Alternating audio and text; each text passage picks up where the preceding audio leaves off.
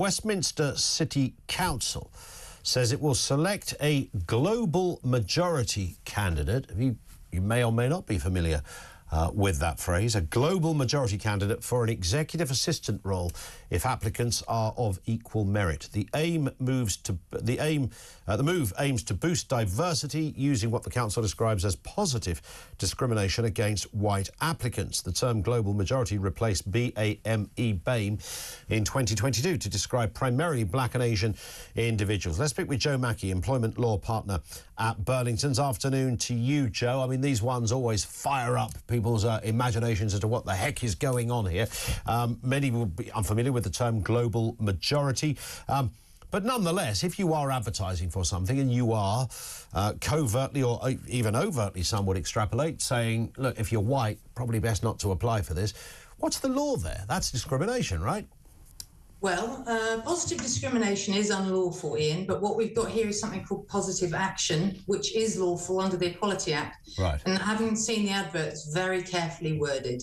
It does very carefully say we will look more favourably on underrepresented groups if you're equally qualified with someone who's not underrepresented. Now, that is lawful.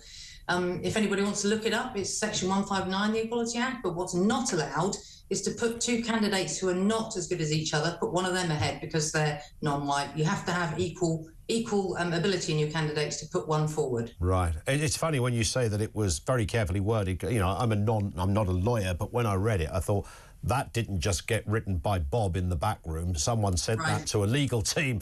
They looked at it again, and they made sure all the wording was in place. So I instinctively assumed, I know some companies have got caught out with iffy wording on ads, but I sort of was quite satisfied it was probably legal and accurate in that respect. Nonetheless, it does still throw up the further debate about, you know, could a white person come along and go, hang on a second, I am absolutely qualified for this job and there's no reason why I shouldn't be applying for it. I am now put off from applying for it because I don't have faith in the process that I'm going into, and I think the evidence I will put forward for that is the job ad.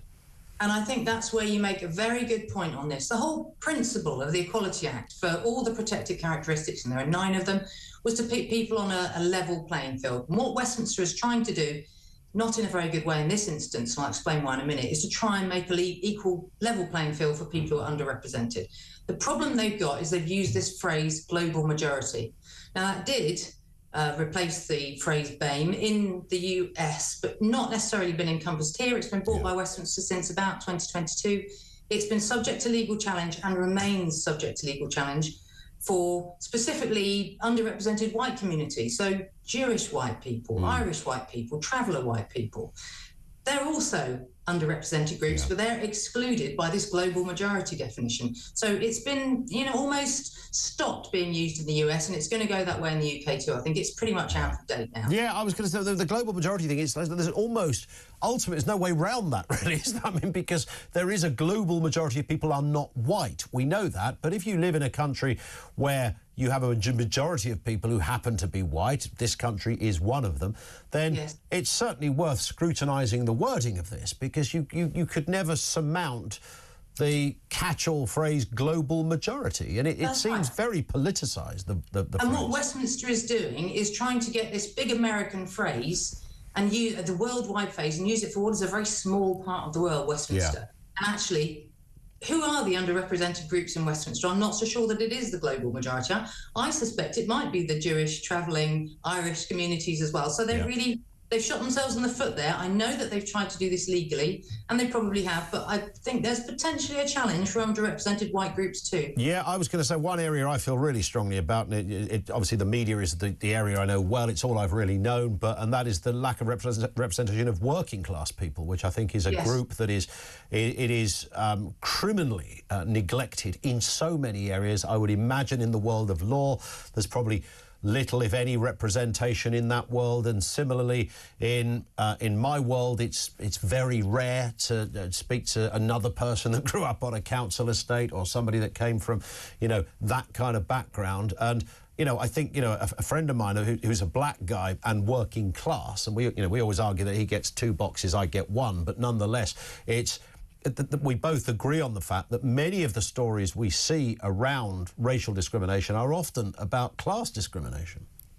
That's very true, but the Equality Act does not take class and where you come from in terms of what your parents did for a living as one of its protected characteristics. And that's, it does miss a trick there, because clearly there's class discrimination. It's absolutely obvious, and that's what, levelling up and social mobility is all about, but it's not included in the Equality Act. Yeah, there it is. Listen, Joe, thank you very much for your time. Great to get a thorough and qualified view from Joe Mackey, employment lawyer at Burlington's. It's a kind of strange world.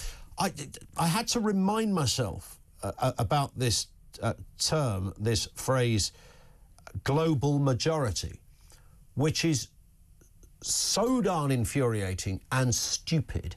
It's no wonder that even the Americans have gone, I think we might have got the wrong wording here, but Westminster Council have gone, that's a great way to put it, isn't it? We're employing somebody from the global majority. So we are not defining people as a minority. We're sort of empowering people. I kind of half understand the thinking behind it. We're empowering people from minorities not to think of themselves as minorities, because in fact you're part of a global majority. But that, of course, only stands if you're only defining somebody on their ethnicity rather than anything else, which is absolutely bonkers.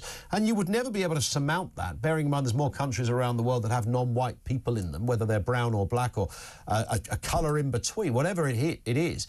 You could never change that. And so ultimately you would always be pandering apparently to the global majority of people. And when it comes to representation, I don't know what they mean by that, in the sense that if you went around most London councils, now I don't know whether they're playing a numbers game, literally playing a numbers game. It wouldn't surprise me that over there at Westminster Council and many others, they have a spreadsheet and it says on it, literally Nigerian origin, Kenyan origin, Pakistani origin, Indian origin, Bangladeshi. There'll be countries that it won't have on there. It probably won't say Polish origin, because that would mostly be white people, I suppose. So you'd be looking at people from different ethnicities. Are they trying to literally replicate the amount of people of one ethnicity as a proportion in the workplace? Because, by the way, that doesn't work either, because it depends on who you could count first-generation immigrants, some of whom wouldn't even be speaking English. So that wouldn't stand. Those people didn't get discriminated against in the workforce at Westminster Council. They wouldn't have been applying for those jobs. So you'd have to discard that group of people. And you could go on. But if you went to any council and walked through the doors, if I took you down to Tower Hamlets Council, which used to be, is it still on the Isle of Dogs down there? I think it is just, I've got a feeling it probably is. That's where it was anyway. If I took you down there and walked into the office, I don't think anybody would for 1 second think this is a very white place. Not for 1 second. In fact, I reckon you might think the very opposite. And Westminster Council, I'm pretty sure it's similar. London is a massive hotbed of diversity, and that's how it's worked for decades. So the fact you have councils in the 21st century, in the year 2025, who are lauding up and preening their virtuous whiskers over this kind of cobblers, for what? You're already a very mixed workplace, and hallelujah and thank goodness. What's the deal now? What are you trying to do? Tick a box so that you get the very specific stat, 100% right? Oh, it's been brought to our attention that there are no people who come from Somalia working at us. So